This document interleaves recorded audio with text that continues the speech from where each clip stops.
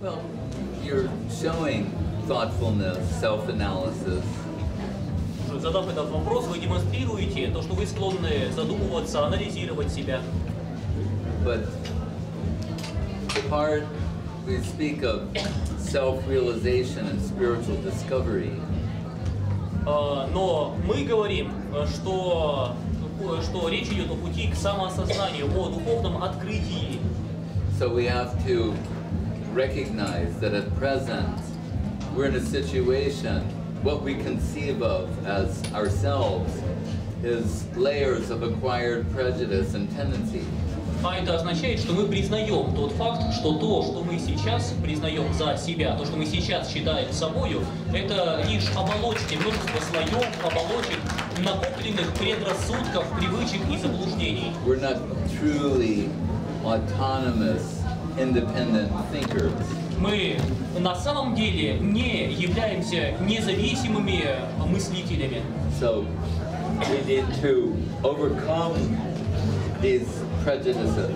И нам нужно преодолеть эти предрассудки. By hearing from spiritual authorities that reveal truth. Через слушание духовных авторитетов, достоверных источников и священных писаний. And from one point of view, you can't have absolute certainty. И с какой-то точки зрения абсолютной уверенности быть не может. So what you're left with is your sincerity. Поэтому что вам остается, это ваша искренность, your earnestness. Ваше стремление. The saying is there, no risk, no gain. Как говорят, не рискнешь, не получишь. So, as a reasonable, rational person, one has to acknowledge that we have a strong tendency towards self-deception. Как разумному, рассудительному человеку, вам следует признать, что в вас, как и в каждом из нас, есть сильная склонность к самообману. Like wishful thinking. Выдавать желаемое за действительное. We want something to be a certain way, and sometimes we ignore things to the contrary. Мы хотим, чтобы все было каким-то определенным образом, и игнорируем все, что говорит о том, что реальность не такова. So we don't want to make a spiritual choice the way we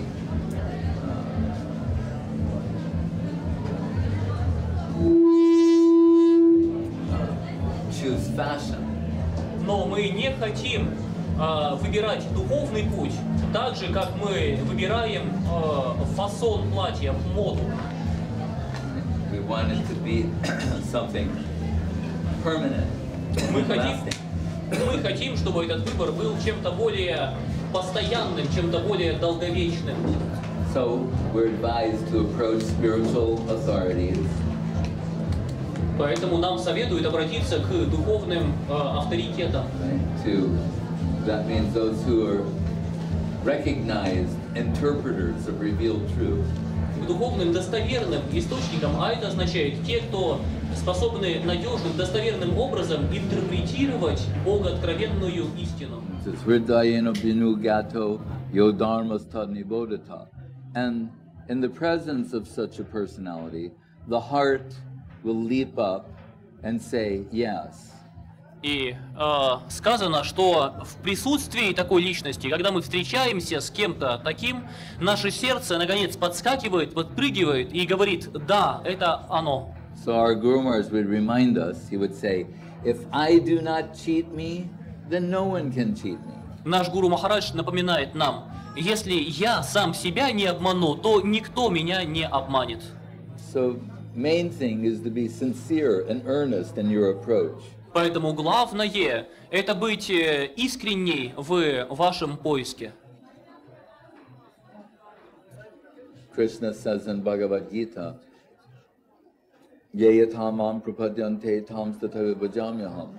as I'm approached, I reciprocate that type of approach. Кришна говорит в Бхагавад-гите: как ко мне кто-либо обращается, так я и отвечаю взаимностью на это обращение. So it's really based upon sincere, earnest hankering for a connection with absolute truth, divinity. Поэтому на самом деле тут все зависит только от глубокой искренней потребности, от глубокого искреннего рвения, поиска связи с истиной.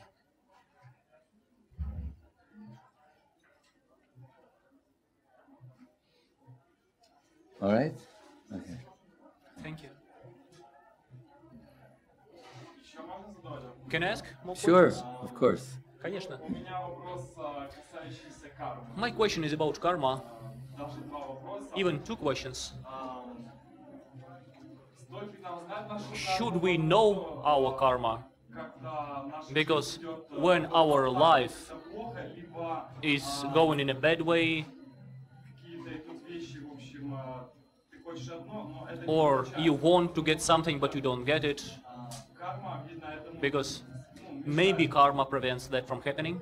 И как узнать эту But карму? how can I know that karma? What is that karma? What's important to understand about karma is that you have generated your karmic circumstance. Что важно понять о карме, это что вы сами породили эти кармические обстоятельства. You're responsible. Вы в ответе.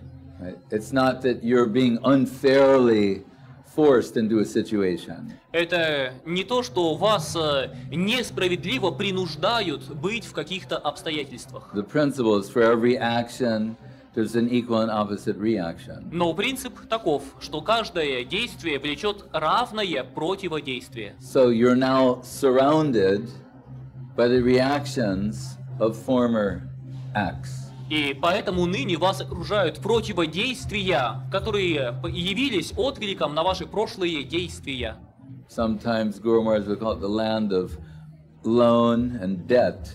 Иногда Гуру Махарадж называет этот мир миром заемов и возвратов долгов. So karmic reactions have come to collect from you. Итак, кармические последствия пришли, чтобы вы заплатили свой долг. We're told there's four stages of karmic development of karmic reaction. И нам объясняют, что есть 4 этапа развития кармической реакции или последствия. There's seeds, sprouts, blossomed, and fruit bearing. Семя, росток, цветок и плод. So when Krishna and Arjuna are discussing karma in Bhagavad Gita, Krishna begins by saying it's complicated. Когда Кришна и Арджуна начинают обсуждать вопрос кармы в Бхагавад-гите, то Кришна говорит о карме: все сложно.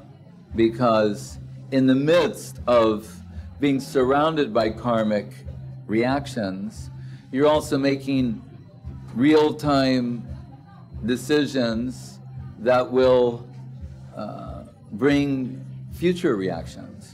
Потому что даже будучи окружены последствиями своих прошлых поступков, вы в реальном масштабе времени принимаете новые решения, которые в свою очередь снова дадут вам какие-то новые последствия. Then there's individual karma and collective karma. Бывает индивидуальная карма, бывает коллективная карма. So traditionally, people have they've given in charity or performed austerities or different religious rituals to deal with impending karmic reactions. И традиционно люди либо занимались благотворительностью, либо занимались какими-то аскезами, какими-то практиками для того, чтобы предотвратить или ослабить и грядущие, приближающиеся к ним кармические последствия. It's like wanting God to save us from the reactions of what we've done. Но это что-то вроде попытки обратиться к Богу, чтобы Он спас нас от последствий того, что мы сами натворили. Such people are sometimes called karmis. И таких людей иногда называют карми. So they're looking for some sort of spiritual activity or practice that can save them from suffering the results of karmic reaction. Они ищут какую-то духовную практику или какой-то иной род занятий, который позволит им спастись от грядущих кармических последствий, обстоятельств. But in Bhagavad Gita, Krishna is telling Arjuna, Sarva dharmam parityajamam ekam sharanam braja ahang tvang sarva papebhyo moksha ishami ma sutaha.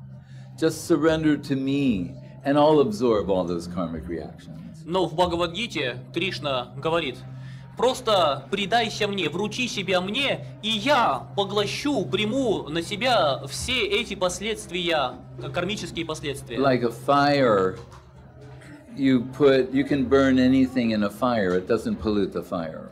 Как огонь, огромный костер, что в него не брось, это никак не помешает огню, он будет дальше пылать. So we're told the activities of Krishna consciousness, they take the karmic seeds and fry them so that they never sprout. Подобным же образом, когда кто-то занимается чем-то в сознании Кришны, то подобное поведение человека поджаривает его кармические семена. В результате поджаренные семена никогда уже не дадут всходов. How is this possible? Как это возможно? By understanding, really, the mind is the seat of karmic activity.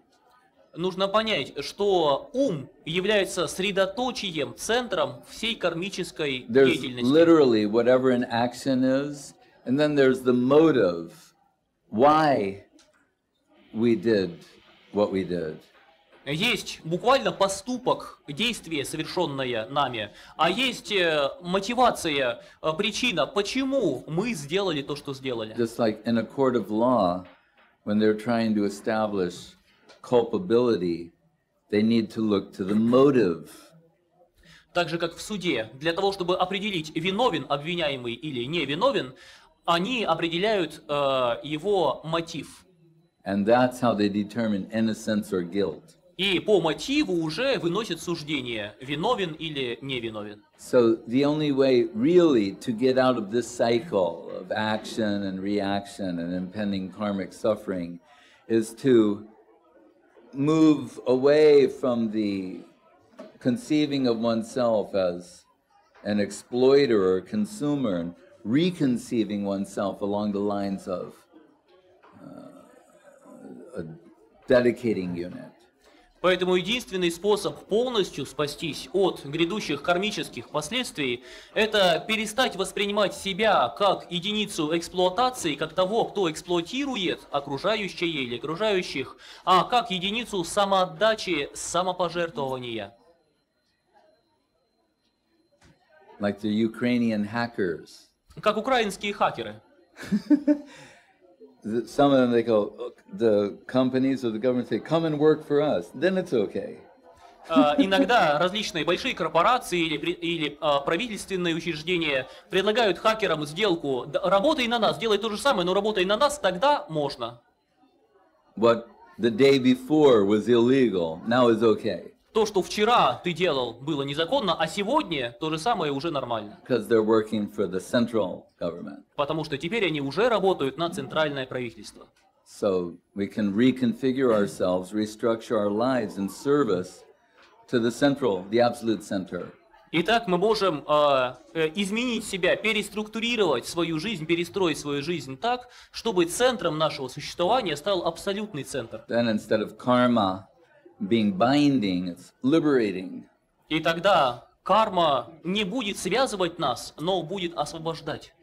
Arjuna tells Krishna in the end of Bhagavad Gita, Karishe, kar, the word kar, karman, karma, karishe, vachanam dava.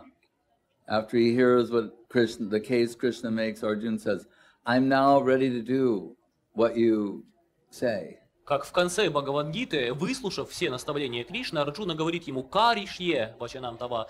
Кар, этот корень, указывает на действие. Карма, поступок, каришье. Я готов действовать, как ты скажешь, говорит Арджуна Кришне. So his motive has changed. То есть его мотив изменился.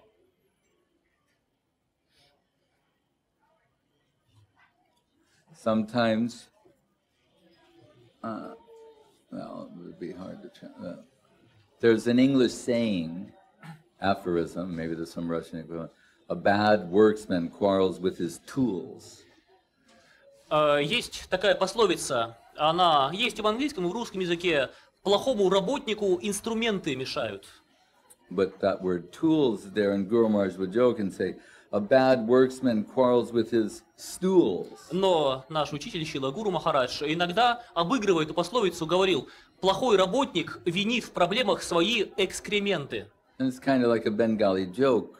Как что-то вроде бенгальской шутки. Someone's making a face, dealing with the soul, but the same. But before you're the person, the food was eaten by you. You produced this, and now you're objecting.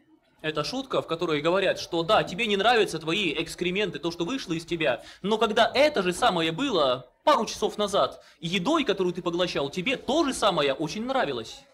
So it's a little more vivid example. Это чуть более наглядный пример. We've produced this substance, this situation that we find so objectionable. То есть мы сами породили ту субстанцию, то вещество или те обстоятельства, которые ныне нам не нравятся. So solution is to reconfigure yourself as a dedicating unit. И решение – это перестроить себя как единицу самоотдачи. Move from the position of a consumer to a servitor. Превратиться из потребителя в слугу.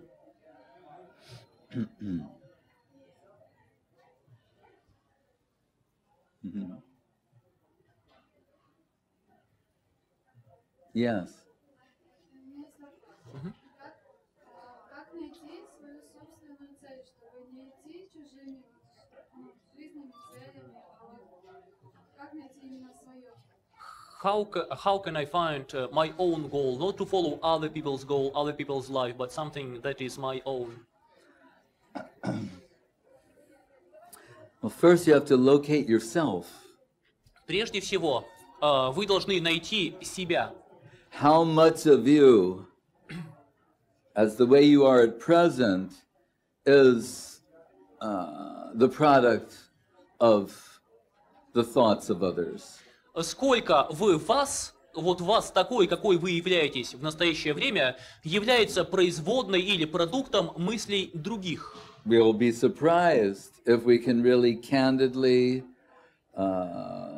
honestly analyze ourselves, how much of what we think is us is really somebody else.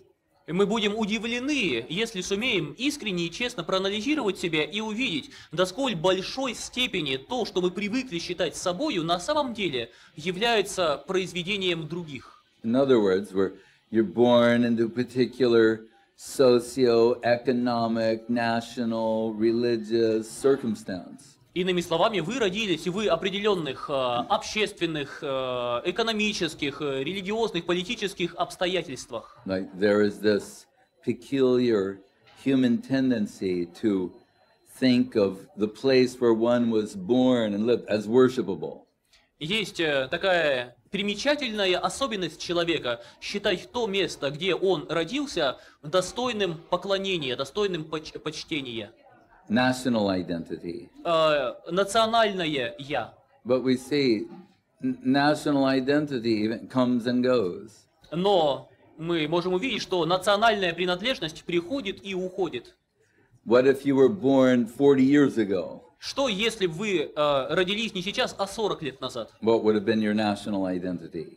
Какой национальности вы причисляли бы себя тогда? Like now there's this celebration, the Kievan Rus, the 1025th anniversary. Сейчас идет это празднование, что 1025 лет назад христианство пришло на Киевскую Русь. But what if you were born 1200 years ago? А что, если бы вы родились 1200 лет назад? Then what would have been the position? Тогда кем бы вы себя считали? This sort of thing, I mean, it's in the news, that's why I mention it. It's going on all the time everywhere. Подобные вещи, я сказал об этом 1025-летии только потому, что это сейчас в новостях, но подобные события происходят постоянно и повсюду. America is only a little over 200 years old. Америке исполнилось всего лишь 200 с небольшим лет. So American is not an eternal identity.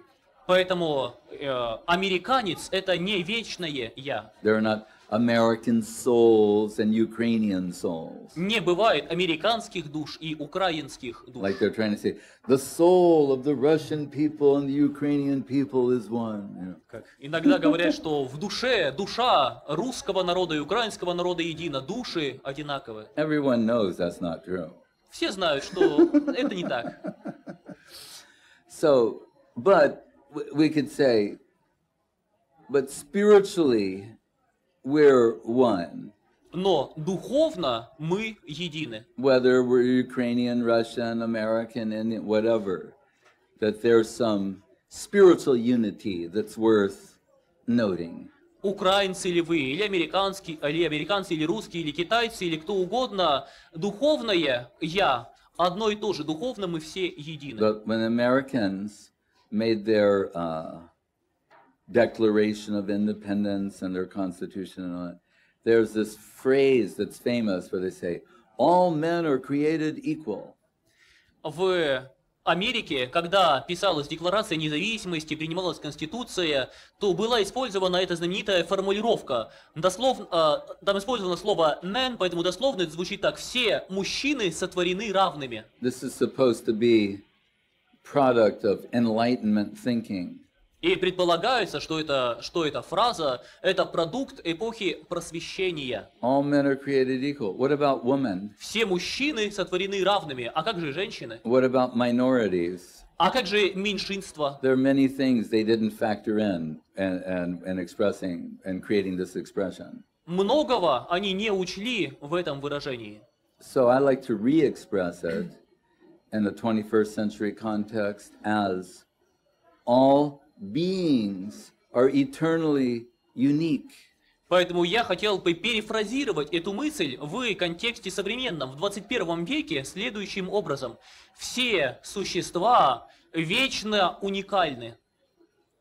So there's only one you. Поэтому есть только одна «вы». And that's an inconceivably wonderful thing. И это невероятно удивительно. There's not a second. There's just one you, one me, every one of it. Just we're all beings are eternally unique. И это невероятно, это поразительно. Есть только одна вы, нет второй, нет второго я, есть только один я. Каждый уникален и So we неповторим. want to discover our eternal uniqueness. Итак, мы хотим раскрыть, найти свою свою вечную Not неповторимость. temporary difference, Не временные различия, as we told these historical examples, как мы уже приводили эти исторические or how примеры. we're physically different from someone else. И не смотреть на то, как мы отличаемся от других с физической точки зрения. Those things are not meaningful in any lasting way. Все эти вещи бессмысленные в долгосрочной перспективе. Eternal uniqueness of the soul. Мы говорим об уникальной неповторимости, о вечной неповторимости души. Ascharjavat pashyati kaschideenam, Krishna tells Arjuna in Bhagavad Gita, if you have a glimpse of your unique soul, you'll be astonished. Кришна говорит Арджуне в Бхагавад-гите: если ты увидишь хотя бы мельком, хотя бы отблеск своей души, то ты будешь поражен. And our Guru Maharaj told us, what we learned from Einstein is reality is a thing plus its potential. А Шрила Гуру Махарадж говорит нам, что мы можем почерпнуть из теории Эйнштейна, что реальность – это предмет плюс его потенциал. Like this microphone. Как этот микрофон. There's what it is as an external object. Есть этот микрофон, как он есть, как внешний объект. But it's only really a microphone when it's electrified and broadcasting. Но по-настоящему это микрофон только когда в нем присутствует питание электрическим током и когда он передает звук. When it's not amplifying sound or being used to amplify sound, in a sense, it's not realizing its potential. Когда он не используется для передачи и усиления звука, то в каком-то смысле этот микрофон не реализует свой собственный потенциал. Then it's only a shell of what it could be. И тогда этот микрофон не более чем оболочка того, чем он мог бы быть. Our situation is something like that. И наше положение чем-то схоже. You can also use a microphone to crack nuts. Ведь микрофоном можно и орехи колоть. Say, oh, it's very good. I'm sitting here cracking nuts with it. И сказать, ой, видите, смотрите, как удобно орехи колоть. But that's not what it's meant for. Но он предназначен для другого. It's meant to be an instrument in the amplification of broadcast, amplification of sound. Он предназначен для передачи и усиления звука. So we're in the nut cracking stage. А сейчас мы еще на этапе колки орехов. We're using our heads as nut crackers. Используем свои головы как кололки орехов. But they're meant for something else. Но они предназначены для чего-то другого. To conceive the inconceivable. Чтобы постичь непостижимое. The infinite personality of Godhead. Безграничного личность Бога. I'm just interested, while we're here, did Life of Pi play here? The movie? Yes, it did. So how many people saw the Life of Pi? Скажите, вот «Жизнь Пи», говорят, здесь показывали в кинотеатрах. Кто из вас смотрел «Жизнь Пи»? All right. So then I'll use this. In that movie, if you remember, in the part of the storytelling is the person said, I'm going to tell you a story that will make you believe in God. И тогда я приведу пример, связанный с этим фильмом. В этом фильме есть эпизод, когда человек говорит, один говорит другому, я расскажу тебе историю, выслушав которую ты поверишь в Бога. And if you recall, at the end, he's telling this story to two Japanese insurance agents. И если вы помните, то в конце он рассказывает две истории японским страховым агентам. Because he wants to file a claim and get some money. Потому что он хочет подать заявление в страховую компанию и получить деньги. So the actual story, those agents say, this is unbelievable. И реальная история, которую он рассказывает, на нее агенты говорят, это просто невероятно, невозможно поверить. And since your story is unbelievable, we couldn't give money for that. И поскольку в вашу историю невозможно поверить, за это мы не можем He выплатить says, well, I could tell you страховку. another story Он говорит, ну, могу рассказать другую that's историю, believable. в которую легче поверить. And then he tells that story and they say, all right, yeah, now they write it down. We could give you something for that. И рассказывают вторую историю, они говорят, да, вот в это мы можем поверить, за это мы заплатим. But then he says to them, А потом он им говорит, of the two stories, which one do you prefer? из этих двух историй, какую вы предпочитаете? And they say, we prefer the unbelievable one. Они сказали, нам больше нравится невероятное. That's why he said in the beginning, I'm going to tell you a story that's going to make you believe in God. Вот почему в самом начале он сказал, я расскажу вам историю, выслушав которую вы начнете верить в Бога. The story of God, in a sense, is unbelievable, inconceivable. Ведь история, связанная с Богом, она в каком-то смысле всегда невероятна. The so-called rational narrative of science is believable. А так называемые рациональные рассказы науки вполне легки для понимания. But not preferable, at least to us. Но не предпочтительны, по крайней мере, для нас. We prefer the inconceivable story of God. Нам больше нравится невероятная история, где есть Бог. We see things within the world that have inconceivable potency. Даже в этом мире мы видим какие-то вещи, явления, обладающие невероятным могуществом. Like the sun, gems, other things. Например, солнце, драгоценные камни и другие вещи. So we don't have a problem attributing inconceivable potency to the source of such things. И поэтому для нас нет проблем утверждать, что источник, первоисточник всего этого обладает невероятным могуществом. But divine revelation is variegated. Но божественное откровение бывает разным.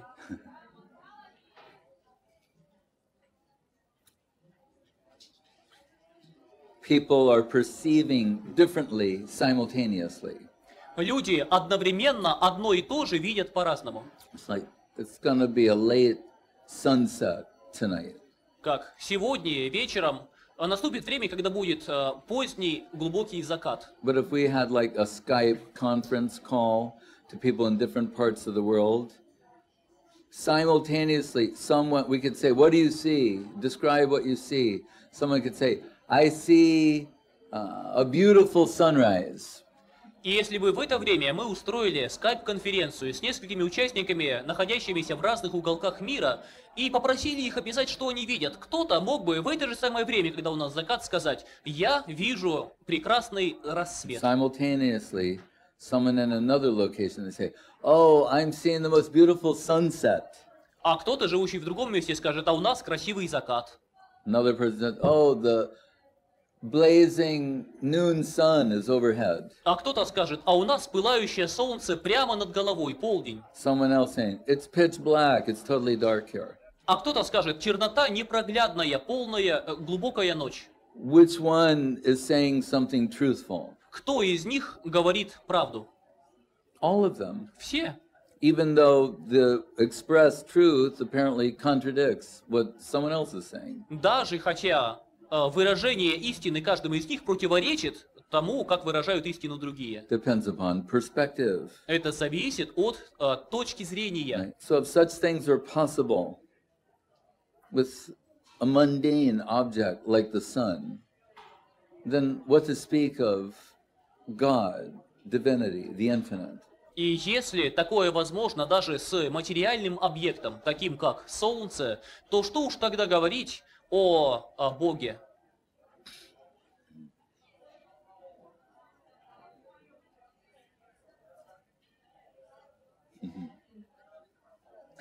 Any other questions? Есть ли еще вопросы?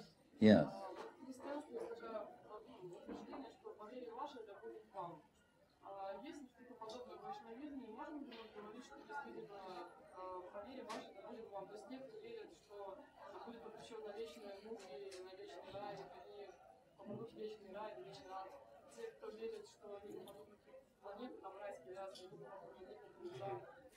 In Christianity, there is a saying meaning something like you will get according to your faith. As you believe, you will get.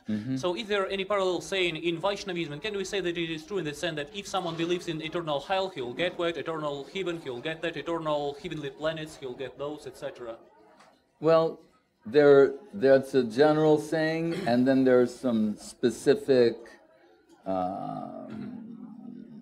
how would you say, qualifiers. Есть общее высказывание, а есть конкретные обстоятельства, оговорки. So in Bhagavad Gita, Krishna says, Ye tamam prapadyante tam stataiva bhajamyaham. As you surrender to me, I reciprocate that. В Бхагавад-гите Кришна говорит, как ты предаешься мне, так я отвечаю взаимностью. So that accounts for a wide variety of different types of approach. И этот ответ вмещает в себя множество различных подходов, объясняет множество различных And ситуаций different results. и описывает разные результаты.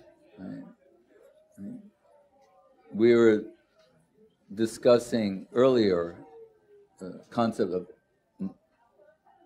currency, plurality of currency. Мы немного раньше, там на улице, в беседке, пару часов назад, обсуждали концепцию валют, различных видов денег. There's dollars, euros, hryvnia, rubles, yen. Бывают доллары, гривны, рубли, иены и прочее. Each one of them has its value. Каждая из валют обладает ценностью. But they're not one-to-one. Но они не обмениваются один к одному. And you could also, as a side point, say each one of them might be in local context synonymous with money. И в скобках можно заметить также, что каждая из них в каком-то местном контексте, в каком-то своем месте может стать синонимом понятия денег вообще. Where they're predominantly in use, they're synonymous with money. где в основном используется какая-то определенная валюта, то там название этой валюты становится синонимом денег. So where some religious tradition, conception is predominant, it becomes synonymous with God, divinity, etc. Также, если в каком-то месте какая-то религиозная концепция становится преобладающей, наиболее распространенной, то она становится более или менее синонимом представлению о Боге, религии и так далее. So recognizing a plurality, that's a progressive step. Признание плюрализма мнений – это хороший шаг вперед. But what comes next is gradation. Но следующим шагом должно стать принятие различий между ними. Like with the currency, to measure its relative value, you need to know an absolute value to measure it against. Так же, как в случае валют. Для того, чтобы понять, по какому курсу они обмениваются между собой, нужно сравнить их с абсолютным эталоном. Right? So when you know absolute value, you can measure relative worth. И если вы знакомы с абсолютным эталоном ценности, тогда вы можете оценивать относительные ценности валют. So when it comes to theistic systems, to measure their relative worth, we need to know the absolute standard. Также, когда речь заходит о религиях, о представлениях о Боге, нам необходим абсолютный эталон, в сравнении с которым мы сможем понять относительную ценность тех или иных воззрений. One Christian theologian said Christianity is on the verge of a Copernican revolution. Один христианский богослов как-то сказал, что христианство ныне находится на пороге Коперниковой революции. Just before Copernicus, people subscribed to the geocentric conception that the Earth was at the center and the Sun and so many planets were orbiting the Earth. Как до Коперника, люди в основном были убеждены в верности геоцентрической системы. То есть считали, что Земля находится в центре Вселенной, а Солнце и другие планеты обращаются вокруг Земли. And Copernicus introduced the heliocentric conception, saying it's a solar system and the Earth is one of many planets orbiting the Sun. Но Коперник представил гелиоцентрическую систему, в которой Солнце находится в центре, а Земля – это одна из других планет, которые все, каждая из них обращаются вокруг Солнца. So this Christian theologian said, Christianity is on the verge of a Copernican revolution. И тот христианский богослов высказал свое мнение, что ныне христианство находится на пороге Коперниковой революции. We've thought up to this point, this is the central truth and so many orbiting. He's saying, actually, what we'll understand is, it is one amongst the plurality orbiting a central absolute truth. То есть до этого мы считали, что вот наше воззрение – это центр, а все остальные хороши только до той степени, до какой они близки к нам. Но ныне мы близки к пониманию, принятию того, что есть центральная абсолютная истина, а мы – одна из различных концепций, которые обращаются вокруг абсолютной истины. So what's the absolute standard to measure the relative worth of a theistic system? Каков же этот абсолютный эталон, используя который можно судить об относительной ценности взглядов на Бога? In Sanskrit, it's called rasa. На санскрите его называют раса. And rasa in this context means loving intimacy. И в данном контексте можно перевести как близость любовных отношений. To the degree that a theistic system accommodates, promotes, allows for loving intimacy with the Supreme Personality, То есть, it demonstrates superior qualities and characteristics. до какой степени система религиозных взглядов, представлений о Боге допускает и способствует развитию близких, интимных взаимоотношений с Богом, до той степени она демонстрирует свое высочайшее положение. A woman in this world can be a daughter, a sister, a friend, wife, mother. Женщина в этом мире может быть одновременно и дочерью, и женой, и сестрой, и подругой, и матерью, и дочерью, всеми этими ролями. Which relationship is the best? Какие из отношений лучше всех? The the beloved in each case, they may say, oh, best is being mother of the child or sister or friend, the lover, husband. They can all say, we like our position. И каждый из них в своей роли может сказать, что мне нравится, что я любимая жена, или любимая мать, или любимая дочь, или кто-то еще. Каждый из них вправе сказать, что мое положение, мои отношения самые лучшие. Religion, for the most part, is focused on one relationship between God and the soul. Религия, по большей части, сосредоточена на одном отношении, а именно отношении или отношениях между душой и Богом. Awe and reverence. Преимущественно в духе благоговения и почтения. This is across the board. This is in common in practically every religion in the world. С начала и до конца, куда ни гляньте, практически в любой религии, что только существует в мире, все ограничивается благоговейным, почтительным, отдаленным отношением к Богу. That's not incorrect. И это не ошибка. But it's not everything. Но это еще не все. It's not a full representation of all the possible loving relationships one can have with God. Это еще и не полное представление того, каковы различные формы любовных взаимоотношений между душой и Богом. So Krishna conception comes with the full spectral range of loving relationships. И Кришна-концепция приходит, предлагая полный диапазон, полную палитру полных любви, взаимоотношений с Богом. Like I heard Putin was in Kiev. Я слышал, что Путин вчера был в Киеве. And we know he'll come with his security detail. Мы знаем, что он всегда приезжает вместе со своей охраной. Now, maybe he will come to this festival. We don't know. Кто знает, может быть, он даже на этот фестиваль приедет. But if he did, the security detail would come. We'd all stand up and show some respect. Но если бы он и правда приехал сюда, то пришла бы его служба безопасности, и мы все, разумеется, в знак уважения встали бы, приветствуя его. That would be appropriate and natural. Это было бы уместным и естественным отношением. But we might observe in the security detail, they have some familiarity, more intimacy in their relationship. Но, взглянув на поведение службы безопасности, мы бы заметили, что их отношения с Путиным более близкие, в них присутствует большая близость, даже фамильярность. Or he might come with some of his friends from Petersburg. А может быть, он мог бы приехать с кем-то из своих питерских друзей. Who they remember each other when they were teenagers or in college. И они дружат еще со времен института, когда были подростками.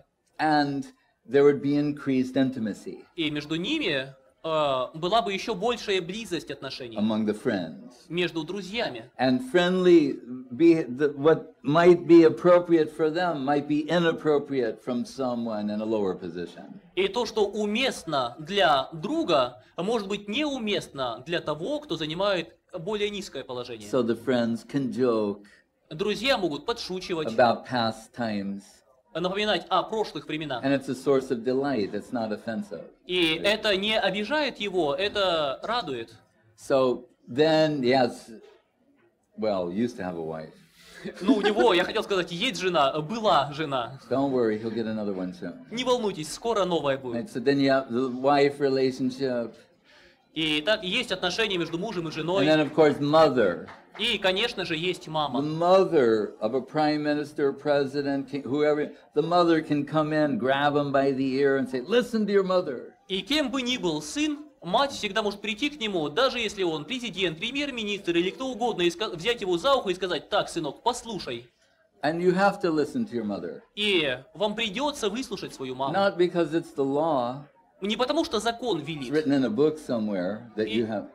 Или в какой-то книжке сказано. It's because of love and affection. Но из-за любви и нежности. That's greater power. Это большая сила. But what we'll see in this analysis, I'm just giving an example, is that when there's increased intimacy, the presidential, majestic aspect is eclipsed and goes into the background. It becomes suppressed. Это всего лишь пример, но уже из этого примера вы можете увидеть, что чем о более близких взаимоотношениях мы говорим, тем в большей степени тот факт, что этот некто является президентом или каким-то еще высоким лицом, постепенно уходит на задний план и становится несущественным. Same thing in Krishna conception. То же самое в Кришна-концепции. When there's increased intimacy from the on-reverential position of a servitor to a friend, familial affection, etc., the majestic aspect of divinity becomes suppressed and goes to the background. Чем о более близких отношениях мы говорим, переходя от отдаленных благоговейных отношений к отношениям друзей, к родительской опеке, к отношениям возлюбленных, тем в большей степени мы видим, что аспект отношения к Богу как к Богу, к кому-то величественному первоисточнику всего отходит на задний план и становится несущественным. So we're back to the beginning of your question. И тут мы возвращаемся к началу вашего So if вопроса. someone treats him just like a friend, Если кто-то относится к Богу not как к thinking, oh, другу, he's God. No, just I like him.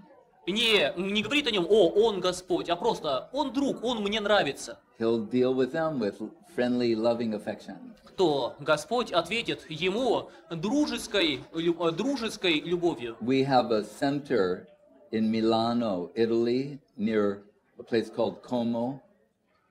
У нас есть центр в Италии, рядом с городом Миланом, там есть городок под названием Комо. And the American actor George Clooney, he wanted to live in Como. It's a beautiful place. Американский актер Джордж Клуни захотел переехать в Комо. Это очень красивый город. So, but he met with the people and said, I just want to be like one of you.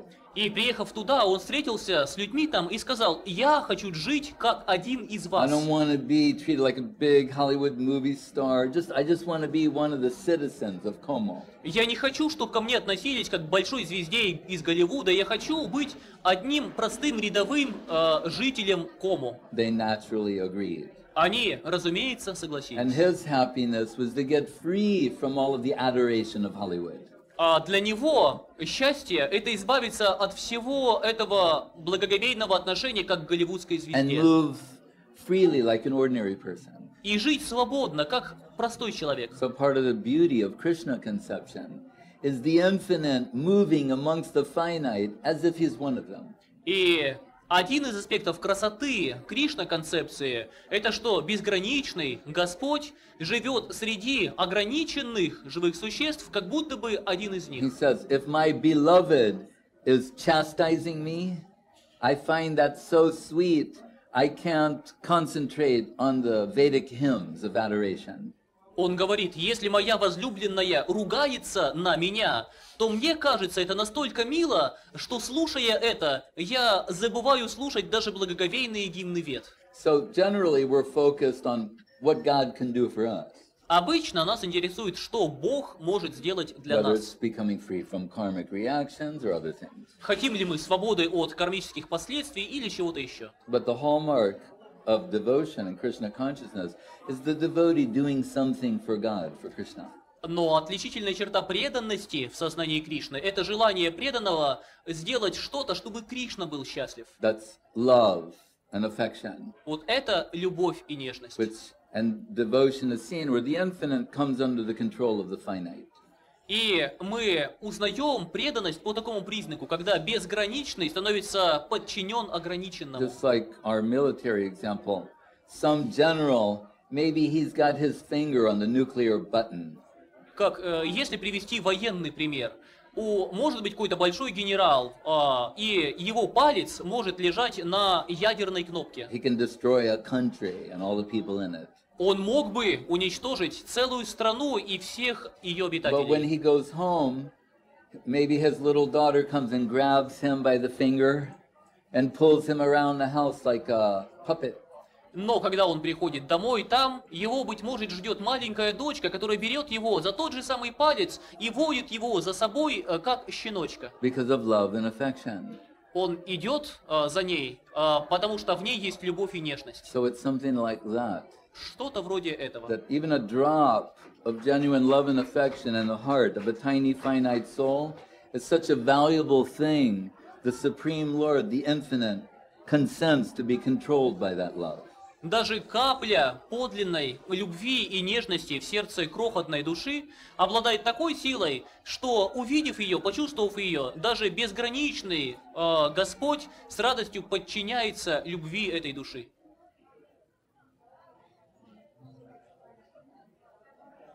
Yes.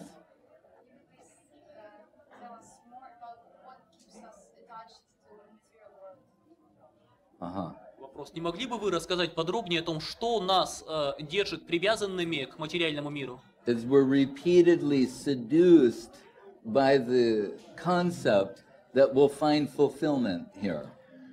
То, что снова и снова нас соблазняет идея, что мы найдем в этом мире свое счастье. We're thinking, repeatedly we're seduced by the notion that acquiring, controlling, and consuming things that are lower than us will make us happy and fulfilled.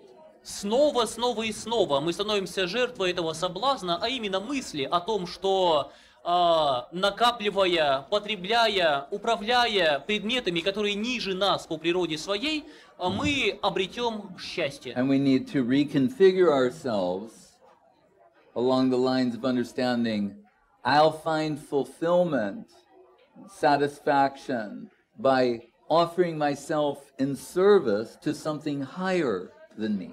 Нам нужно перестроить себя в соответствии с представлением, что подлинное счастье и удовлетворение я обрету, если научусь служить тому, что выше меня. That's the devotional project. Это подход преданных. What should be our relationship with that which is higher? Ведь какие отношения могут связывать нас с тем, что выше? But submission, offer oneself in service. Только смирение, когда мы предлагаем себя в услужение. Yes.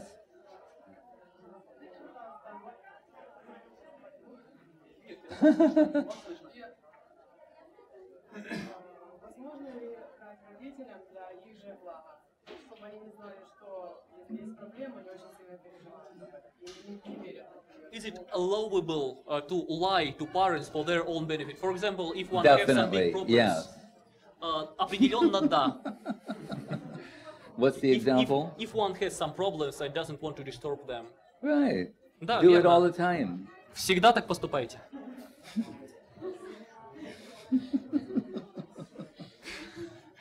It's the only way you can have a peaceful relationship with your parents. Это единственный подход, благодаря которому можно установить мирные отношения со своими родителями. You'll be surprised how much they've lied to you. Вы удивитесь, если узнаете, как много они врали вам. Or concealed the truth. Ну или, так скажем, скрывали правду. So, my mother is going to be 94. Моей маме скоро будет 94 года. And each year she reveals a little bit more of things that were concealed in the past. И с каждым годом она приоткрывает какие-то тайны, которые были скрыты в прошлом. I can understand why. И я понимаю, It почему. would have been disturbing to hear those things before. Если бы я тогда услышал всю правду, меня бы это очень взволновало.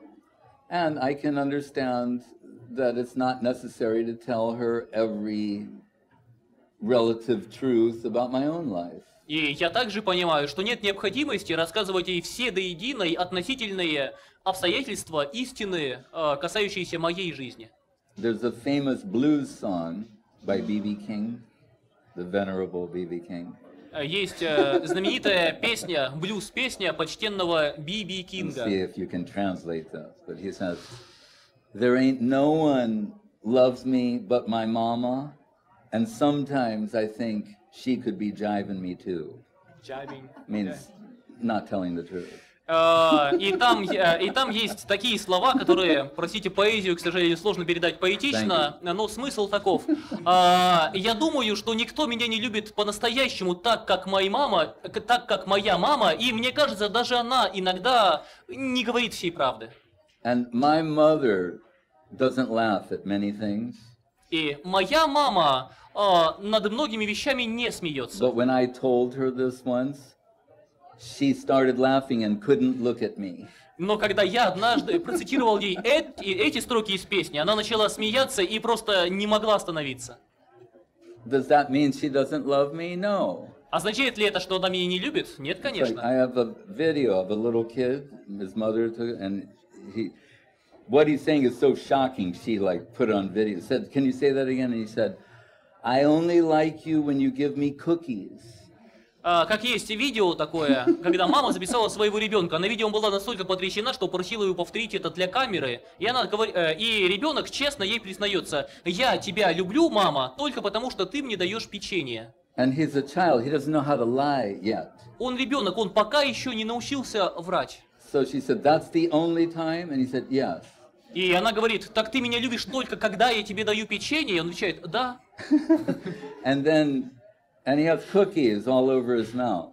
И при этом у него весь рот в печенье. And then his mother says, "Well, but I love you." И мама ему говорит: "Но я тебя люблю". And he says, "I love you too, but I don't like you all the time." И он ей говорит: "Я тебя тоже люблю, но я не люблю тебя все время". So I think it's like, it's true. И я подумал, что это правда.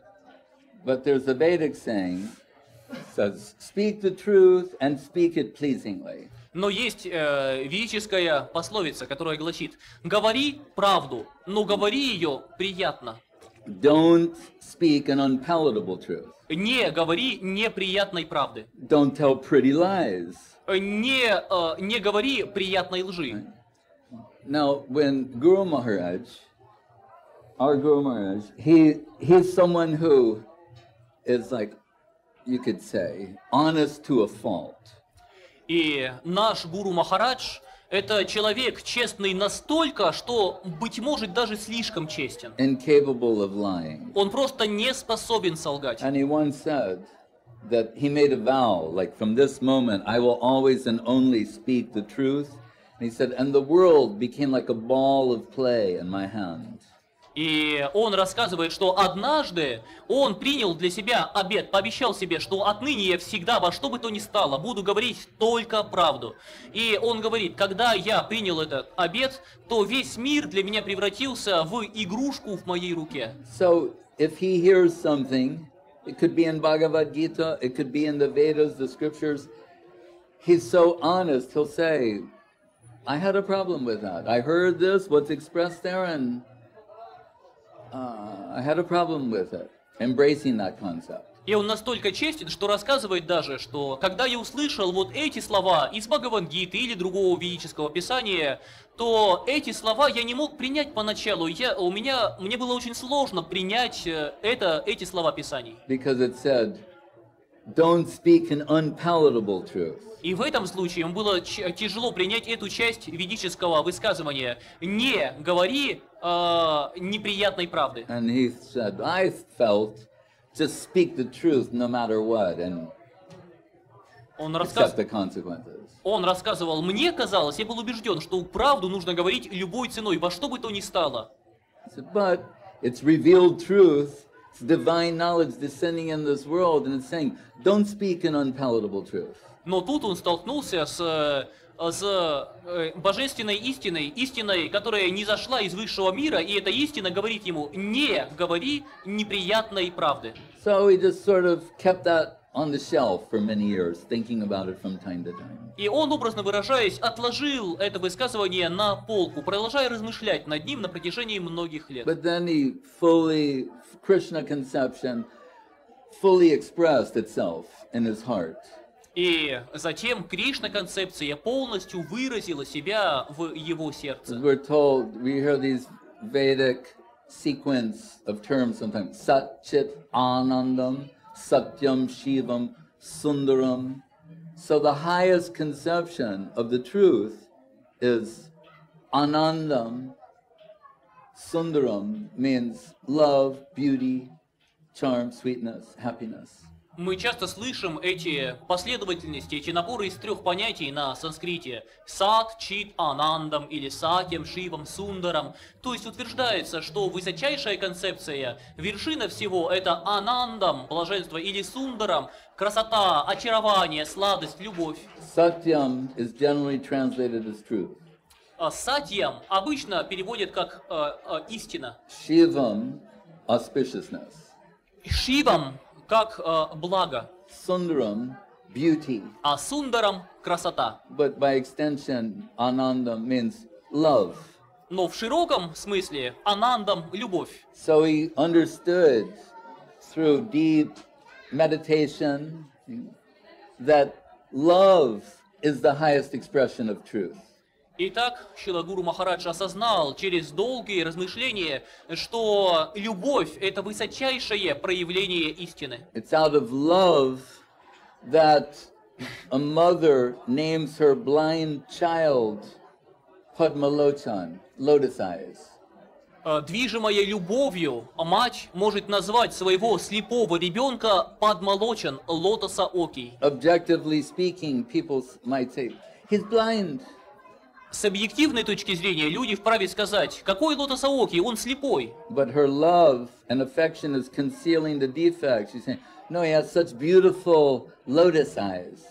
Но благодаря своей любви и нежности она говорит, нет, на самом деле его глаза прекрасны, как лотосы.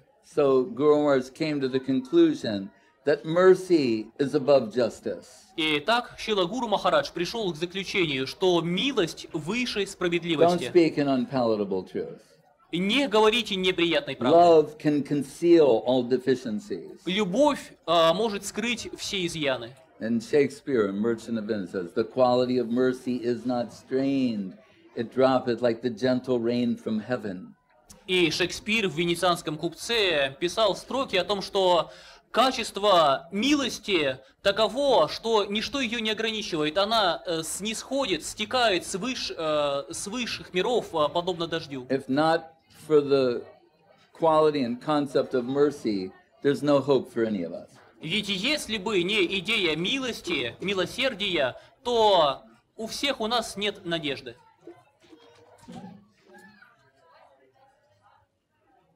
So Guru Maharaj is saying, mercy above justice, heart above intellect, beauty over power. Итак, Гуру Махарадж говорит,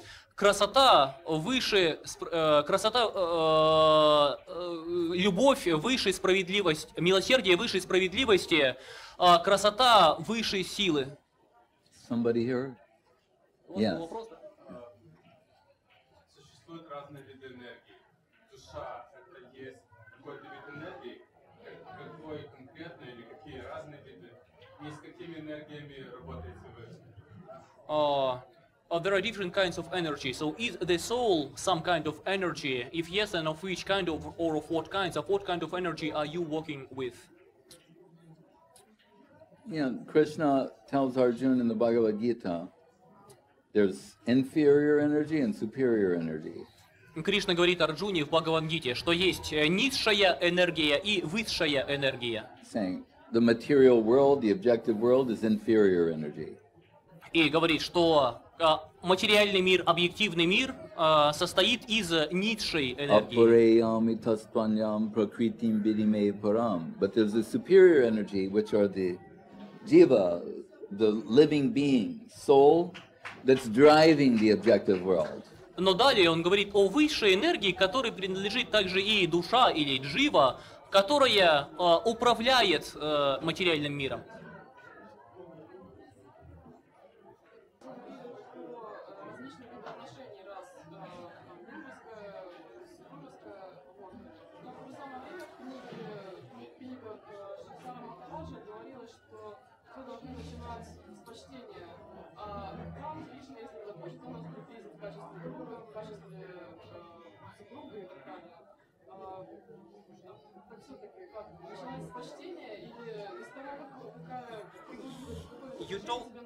You talked about different relations like friendship or conservatory, etc. But in books of Srila Siddhar Maharaj, he's saying that we should start from awe or reverential position, and then, if Lord desires, then He will make us closer if He desires so. So, what kind of relationship we should start from? What we feel? Well, what we need to understand is they're all different types of service.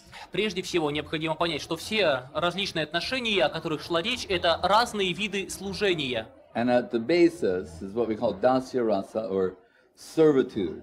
И фундаментом всех их является дасья раса, отношение служения. Just being a friend is a higher type of service, but it's still service. И быть другом — это более высокого вида служения, но все-таки это служение. But it's true, our focus is on, as aspiring servitors, is servitude. Но это правда. Мы, как те, кто стремятся стать слугами, прежде всего обращаем свое внимание на отношение служения. So the devotee sets their sights on the least aspect of service. Поэтому преданный всегда стремится к самому наименьшему аспекту служения, к самой низкой роли. And as you say, Srila Guru Maharaj, Krishna may have some other necessity. И, как говорит тот же самый Судхир Махарадж, у Кришны могут быть другие потребности. So sometimes he gives a nice example, said, that world we aspire to is the guru world. Иногда он приводит такой замечательный пример. Тот мир, в который мы стремимся войти, это мир гуру. Where even the soil is your superior, is your guru. И там даже земля выше вас по природе. Каждая пылинка ваш гуру. So how can you walk there? Как вы можете идти, ступать ногами по ней? Only out of the necessity of service. Только когда это необходимо для служения. So service has to be at the basis of any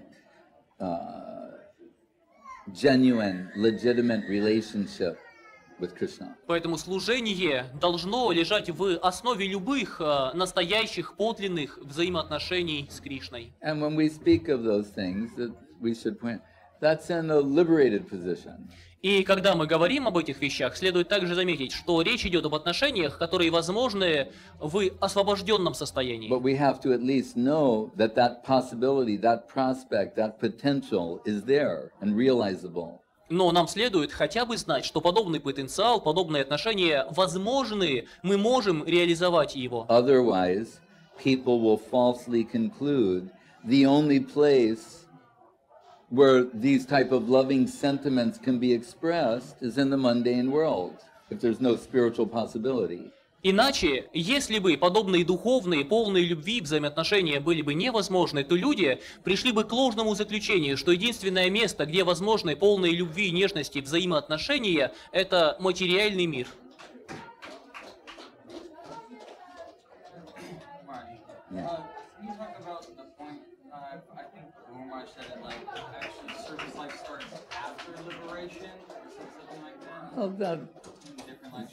Yeah, I think it's prerequisite. Well, that's what I just said, in essence, actually.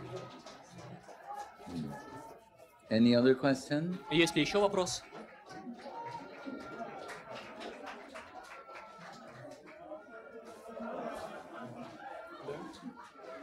Yes.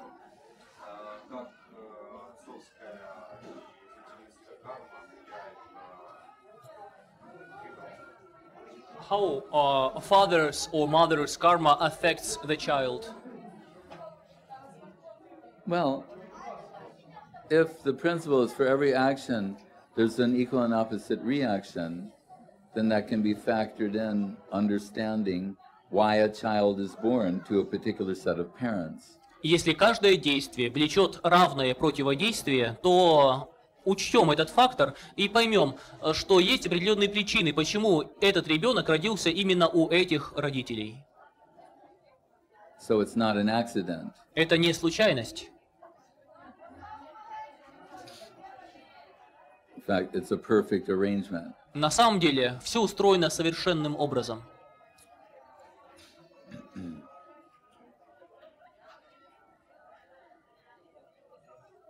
Remember, the child is also a soul in stature equal to that of the parents. Помните, что ребенок это тоже душа по положению, не уступающая родителям. They're only in a elementary stage of life form expression. Просто в этом своем рождении, в смысле своего тела, они еще дети. So they're responsible for their karmic circumstances. The parents are responsible for theirs. Поэтому дети несут ответственность за свои кармические обстоятельства, а родители ответственны за свои кармические обстоятельства. Still, there's some obligation. Но все же есть родительский долг. We discussed this earlier. Material education, spiritual education. И мы говорили уже об этом раньше. Дать материальное образование, духовное образование. Common sense things. Здравый смысл, обычные вещи. But they are, autonomous agents. Но дети, в принципе, независимы. And that'll be expressed in time. И со временем это выразится.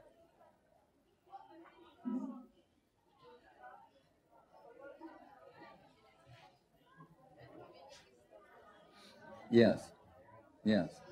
Какими качествами должен обладать истинный духовный учитель? Could you tell what qualities a true spiritual teacher must have or should have? Faithful to their teacher. Он должен быть верен своему учителю. Как распознать истинного духовного? How can we recognize true spiritual teacher? Well, there are the scriptures, revealed truth. Есть Писание, то есть истина откровения, Like Bhagavad Gita and other spiritual literature. такие как Бхагавад-гита и другие Писания. By reading that, we get some impression who is a genuine spiritual teacher. Прочтя их, мы получим какое-то представление, каков подлинный духовный учитель. Then approaching that person, they will reveal to us the meaning of the scripture. Затем, когда мы обратимся к такому человеку, то он окажется в состоянии разъяснить нам смысл, внутренний смысл Писаний. So they work in tandem. Поэтому они работают в тандеме. Scripture and living scripture. Писание и живое Писание. But we may, and this assumes, we're talking about people who are authentic. И это все, вся эта дискуссия подразумевает, что мы говорим о подлинных, о They have существенных authentic людях, spiritual connections. у которых, по крайней мере, у самих есть подлинная духовная связь. In India, Gandhi at one point thought it was in the best interest of India and Indians to only buy khadi, it's a type of hand-spun village cloth. В Индии Махатма Ганди в какой-то момент решил, что в интересах Индии и индусов будет, если все индусы будут покупать только так называемые кхади. Это ткань, сотканная на домашних станках, в домашних условиях ручная работа. And avoid buying mill factory-made British cloth. И перестанут благодаря этому покупать ткань, сделанную на производстве на станках Британской империи. So people started doing that. Then the British learned how to imitate khadi. Когда индусы начали так и делать, то британцы научились имитировать, подделывать грубую ткань кхади. So the people were confused. Люди запутались. So Gandhi started the Khadi Sangha, an association that would have a stamp and saying, only if you see this stamp do you know it's real, it's genuine. И тогда Ганди основал Кхади Сангу, то есть общество, штамп которого мог появиться только на настоящей ткани кхади. И он говорил, если вы видите наш знак, нашу печать, то тогда эта ткань настоящая, ткань домашнего производства. So we have a system, Так у нас есть система. sampradaya, Называется сампрадая. authorized tradition. Уполномоченная традиция. And those who are initiated in that tradition and have some recognition from the spiritual adepts of the tradition. И мы говорим о представителях этой традиции, то есть о тех, кто сам получил инициацию от представителей этой традиции. So those who are aspiring for a legitimate connection, they'll hear from authorized agents of the Absolute. И тот, кого интересует настоящая связь с Богом, он начнет слушать различных подлинных представителей Бога, посланников. Then one particular agent, their heart resonates sympathetically. И услышав одного определенного из представителей, он почувствует, что его сердце отзывается в такт. Hridayena vinugyato yodarmastani bodhata. The heart leaps up and says yes. It recognizes its own wealth. Когда сердце подпрыгивает в радости и говорит: да, это мое, сердце узнает свое собственное сокровище. But as we discussed earlier, we have a strong tendency towards self-deception. Мы уже говорили чуть раньше, что в каждом из нас есть сильная склонность к самообману. So we shouldn't be overly confident in our own judgment or assessment of things. Значит, не следует питать излишней самоуверенности в собственных суждениях. So we approach reliable authorities. И поэтому мы обращаемся к надежным представителям. And hearing from them, and ultimately the heart resonates sympathetically and says yes. Мы слушаем различных уполномоченных представителей, на кого-то из них наше сердце отзывается и говорит «да».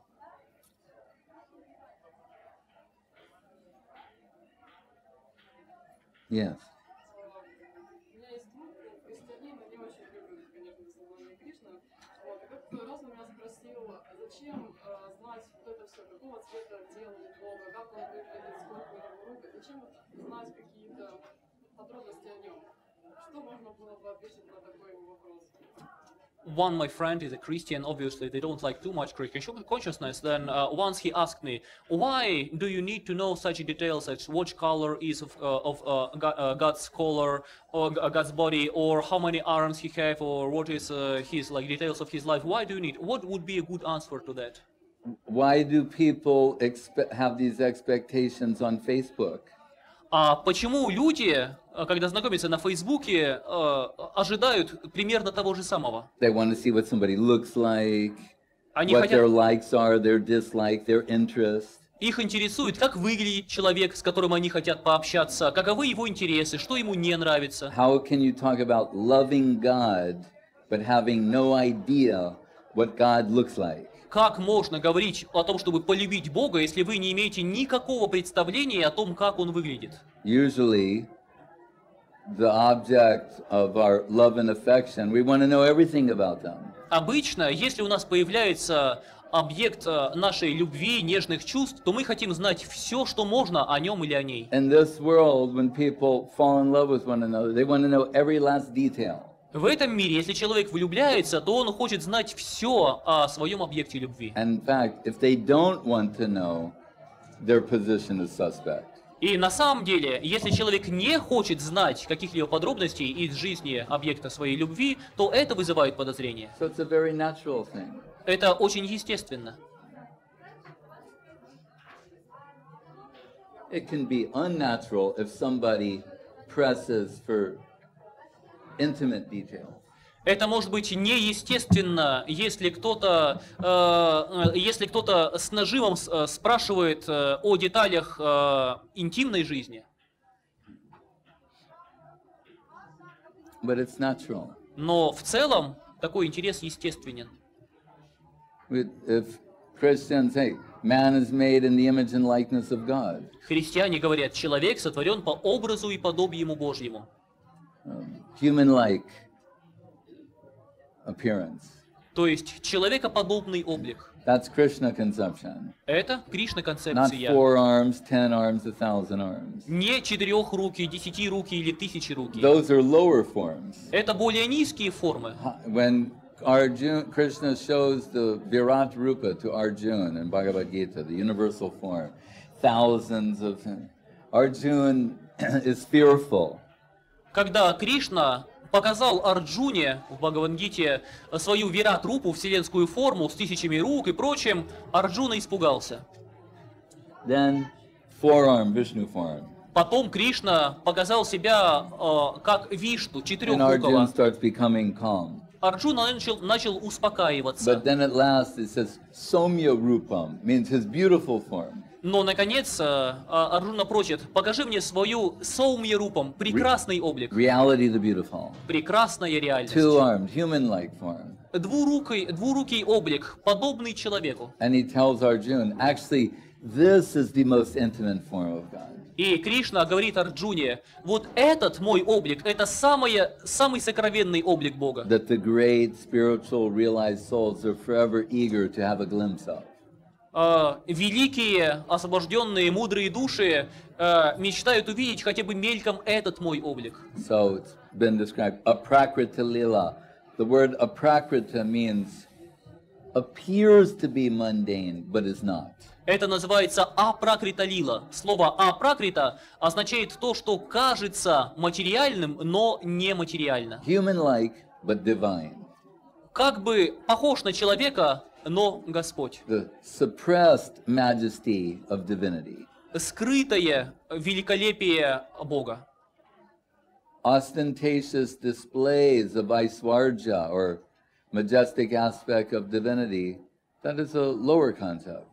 Когда великолепие, величие Бога проявляется в открытую, это тоже существует, но это более низкие формы Бога. For some people, they need to see the king with a crown on a throne with a scepter. Некоторым людям увидеть царя, значит увидеть того, на ком одета корона, со скипетром, с державой и так далее. That's formal king. Это формальный облик короля. What about the informal king? А как насчет неформального короля? Without the crown, without the throne, without the scepter and all those royal trimmings. Без короны, без трона, без скипетра и всех остальных атрибутов. So more intimate and personal. Более близкие, личные отношения. So the same thing applies. То же самое касается этого.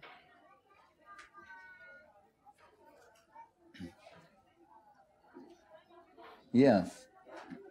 Как посоветуете людей свою истинную путь в этой жизни, произношение среди выгодных решений? How would you advise to find one's true path, one's destiny in the middle of all the gray and boring daily life? Is the belief that if you're sincere for a connection with the ultimate and absolute reality, He will descend in your boring, gray, dull circumstance and connect with you. Верьте, что если вы искренне в своем желании обрести связь с истиной, с высшей реальностью, то эта высшая реальность снизойдет и явит себя даже посреди ваших серых, скучных будней. But you've got to make yourself a proper receiver. Но вы должны стать подходящим приемником. Just like the Wi-Fi and cell phone signal. Как Wi-Fi или сигналы мобильных телефонов. It's everywhere, but you need a proper receiver. Сигнал-то везде, но нужен приемник. Then so much can appear before you. И тогда столь многое может открыться перед вами.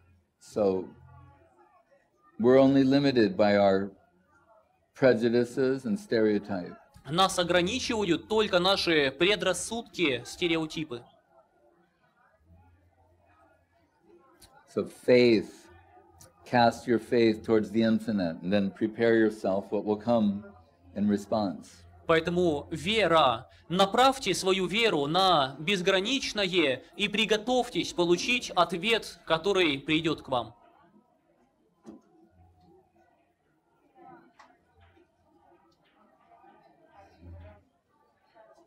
Yes. Как самым лучшим образом помочь человеку, который испытывает грусть и не может с чем-то смириться, близкому человеку? Как ему помочь? What is the best way to help to someone close to you who feels grudge or who feels pain about some situation and can't deal with it?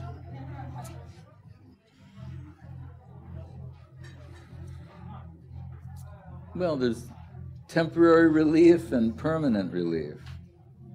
Помощь временная и помощь вечная. If you want to really help them, you need to bring them in connection with spiritual substance. Если вы хотите по-настоящему помочь таким людям, то дайте им связь с чем-то глубоким, вечным, существенным. That will give them some perspective and some relief. Это позволит им увидеть перспективу и принесет облегчение. Because we're only lamenting about the temporal world. Потому что скорбим мы только о временном мире. the only way you can overcome that sort of grief and lamentation is by news of the immortal world and immortal identity. И единственный способ преодолеть эту скорбь, эту грусть, это получить новости, известия о вечном мире, мире бессмертия. Generally, people think philosophy is not useful in any practical way.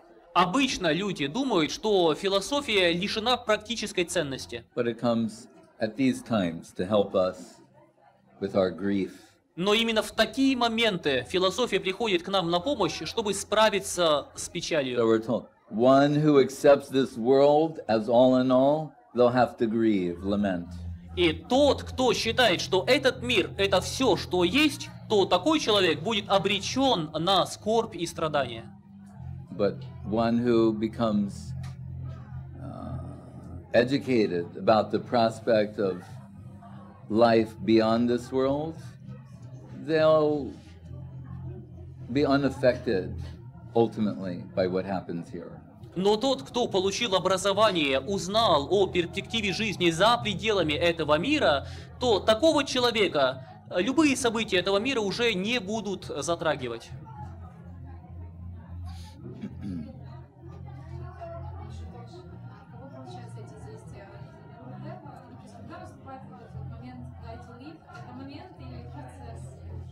Who from we're getting this news from Gurudev, and when a die to live moment comes?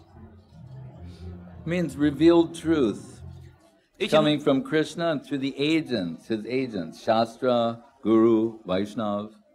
Новости из мира вечности подразумевается истина откровения, то есть шастры, садху, гуру, вайшнав, уполномоченные посланники высшей реальности. And when you say die to live moment, that means if you want to make progress, you cannot remain as you are.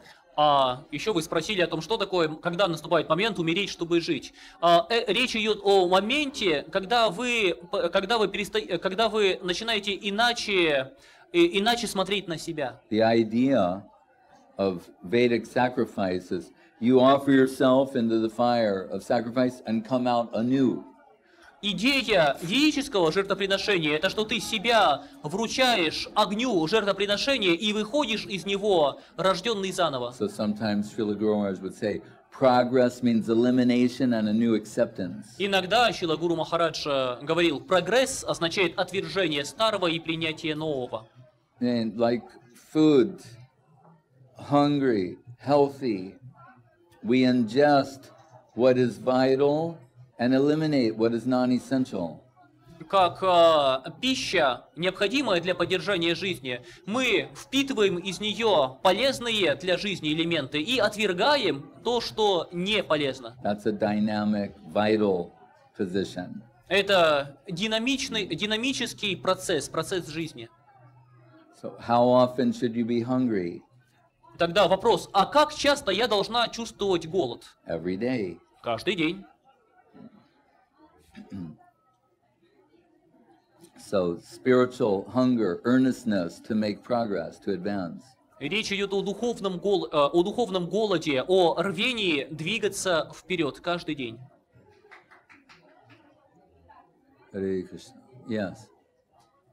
Что делать тем преданным, которые далеки от общества матки, далеко расположенные в других городах, разных странах? Они в одиночестве находятся. Как им развиваться, как общаться?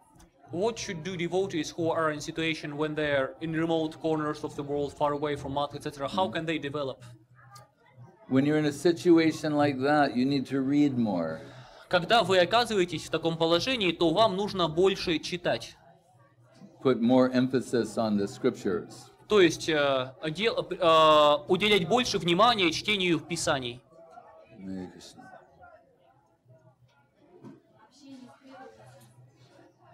But what about association with superior devotees? Well, now we have the internet.